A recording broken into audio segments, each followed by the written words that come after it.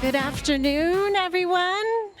Thank you so much for joining us today at Axios House in Chicago for DNC. We're thrilled that you're here. I hope you're enjoying the view. For those of you who are on the socials, just a quick reminder, we're using the hashtag Axios House. Please take a selfie outside when we're done and tag us in that. We'd love to be part of your experience here today. Another quick note, I don't know how many people are from Chicago actually in the room. I love it. All right, well, hopefully you're already also reading Axios Chicago. And we've also, the team in Chicago here is doing a live blog to help you get around town today. So follow that at axios.com/Chicago. Now, without further ado, I want to introduce myself. I'm Sara Kehaulani Goo. I'm the executive editor at Axios Live. And in the next segment here, we're going to talk, you can't talk about voters without the data. And we have a fresh poll out. We're going to talk about it. I want to welcome our next guests joining me on the stage, the CEO of the Harris Poll, John Gerzema, and the former DNC chair, Tom Perez. Welcome.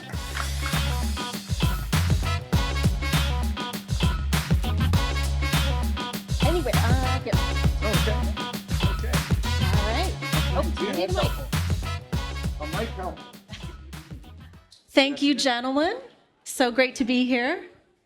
All right, now, if you didn't see it already, in case you missed it, Axios and the Harris team published a new poll out just surveying Latino voters. We can talk about, get excited about who's on stage tonight, but it doesn't really need to be grounded in some data. Big headline out of our report this morning is the enthusiasm gap. John and I were at the RNC. I don't know if many people also were here. Okay, there. Anyway, John and I were at the RNC a month ago, which seems like maybe forever ago. And we saw in that poll a big gap between Republicans and Democrats over enthusiasm for voting for their candidate. John, we have new results today, and that gap has disappeared, correct? Sarah, the headline is that our polling data from Milwaukee is as stale as some really bad beer. So the new data is very different, right? We have an enthusiasm gap that is closed dramatically, both with intention to vote, a 15-point gap that's closed among Democratic Latino voters, at 83%, and at 63% enthusiasm, which is a 16-point gap that's closed. And that's just happened over the course of these 3 weeks. And of course, we know there's been a bit of a change on the ticket since then. But also, tell me more. Let's go just a little bit deeper. What's driving that? What are you seeing in the data that tells you who is closing that gap in particular? What's really interesting in the data this year, this time, Sarah, is millennial voters, Latino millennial voters in particular.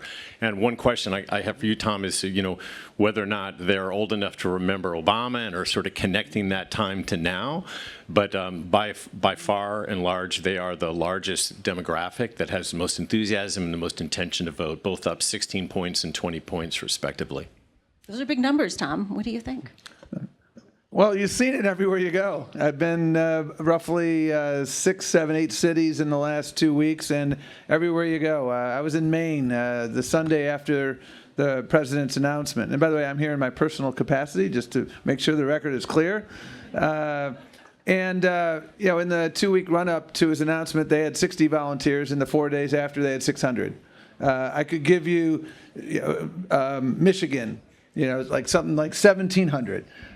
You look at grassroots fundraising. The fundraising numbers are eye-popping in and of themselves. But what's more relevant, as someone who was at the DNC for 4 years, is the number of first-time donors, small donors. That's the engine of momentum and enthusiasm, and those indeed are off the charts as well. And we've seen this with Latino voters. I mean, I spent a lot of time in Arizona and a lot of time in Nevada.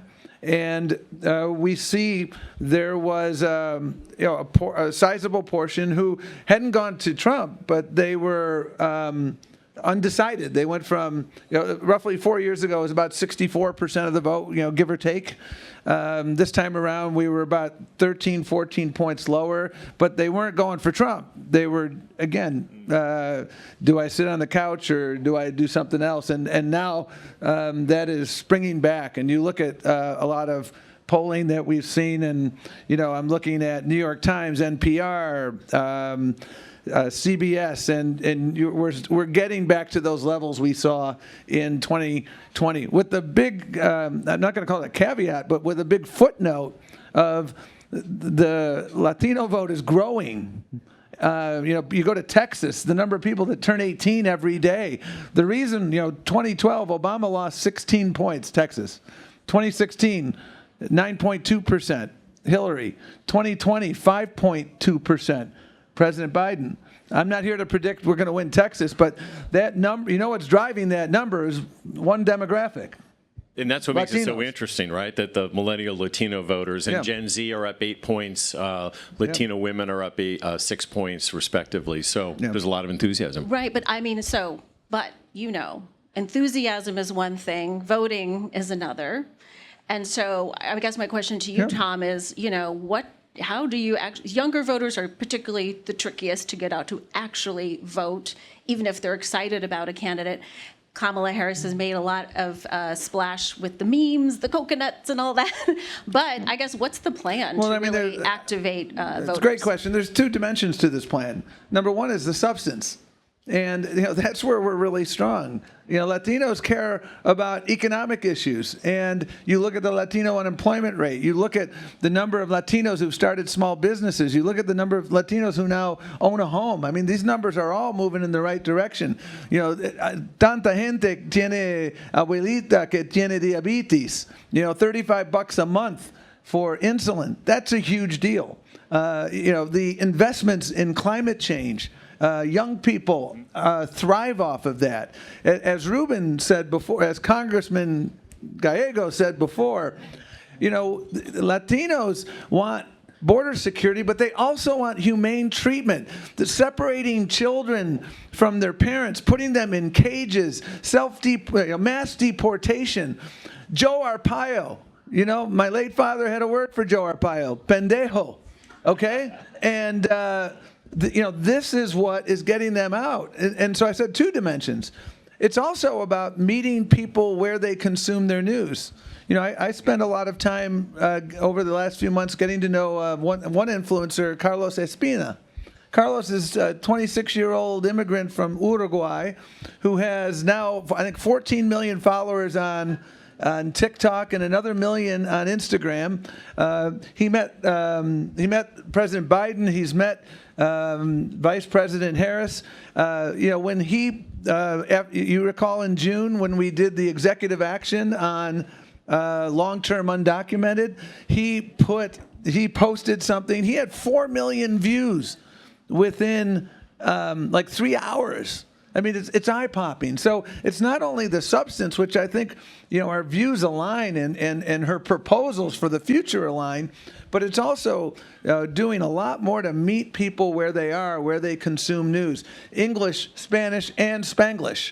Doing that is key. And just on that point, Tom, with millennial voters, we saw with social media, TikTok, Instagram, 12 points, Sarah, 13 points higher across the board on effectiveness and access to social media. I guess that's why we see a lot of seats for influencers in the arena and maybe fewer for 100%. newspaper reporters. But 100%. This is not Walter Cronkite's America. Right.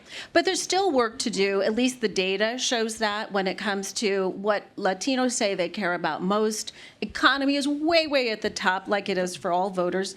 Inflation at the top among that, right? Housing too, way beyond even abortion and immigration. And I think, John, I'd love you to speak to this about, Harris seems to get a lot more of a, I don't know how you say it, a blank slate to start over. We asked her about comparison with Biden on some of these issues, and she's faring well, but it's not like she's knocking it out of the park just yet, but it's early.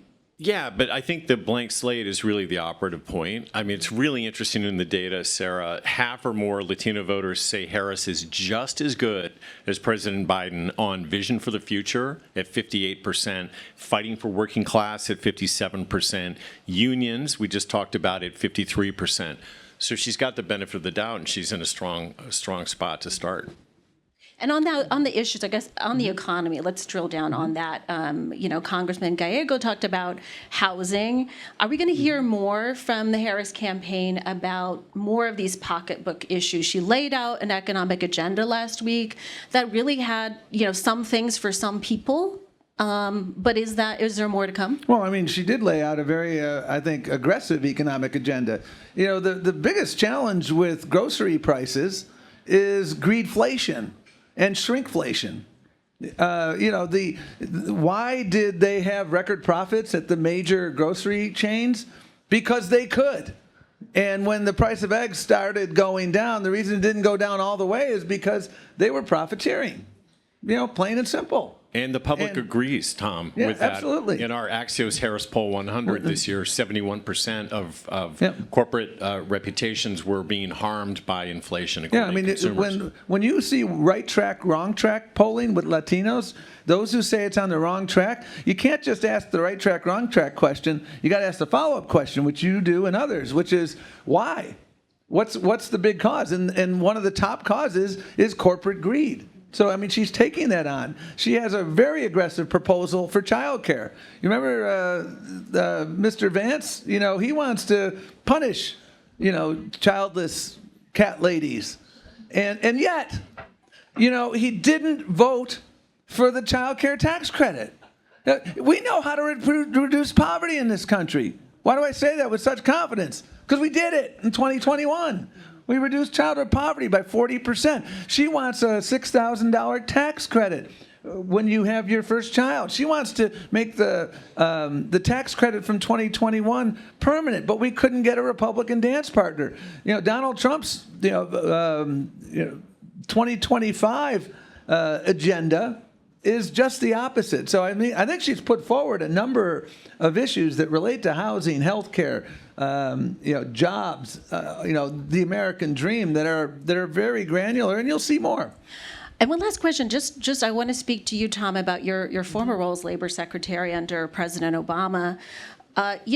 We had Sean Fain, head of the UAW, here earlier today, but we also saw the president of the Teamsters at the RNC. So I'd love to know your thoughts about this other constituency that's been a long part of the Democrats, which is union workers. And how do you appeal to them? Is that going to be enough to say we're going to go after corporate greed? I think for pocketbook, everyday issues and, labor needs right now.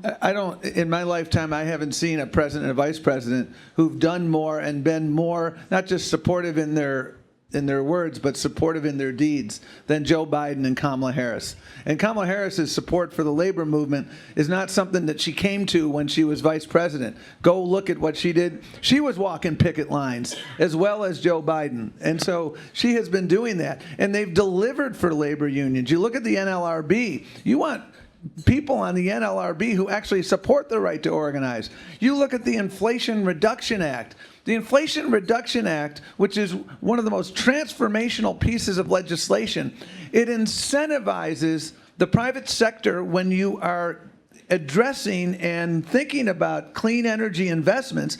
If you do so with a union workforce, you get a tax credit. If you do so in what's called a disadvantaged community, you get another tax credit. These are stackable.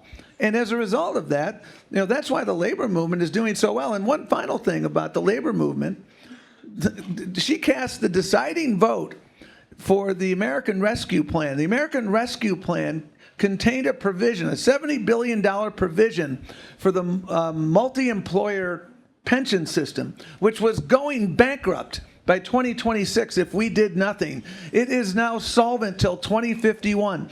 Teamsters in the tens of thousands, by way of example, in recent weeks, they had seen their pension cut 75% in some cases 2 years ago because there was no money left. They not only got their pensions restored, they got the arrearages. That is because of Joe Biden and Kamala Harris. And that's why I have confidence that the labor movement understands this. And by the way, one of the senior leaders in the Teamsters, whom I saw in Wisconsin, in Appleton, said, "Thank you, and please thank the president for me. And please tell him that this local is going to be going all out for Kamala Harris." All I right. digress. I love it. I love the passion. We'll have to leave it there. Thank you so much for this conversation, Tom, John. Good to meet you. Really good to meet you.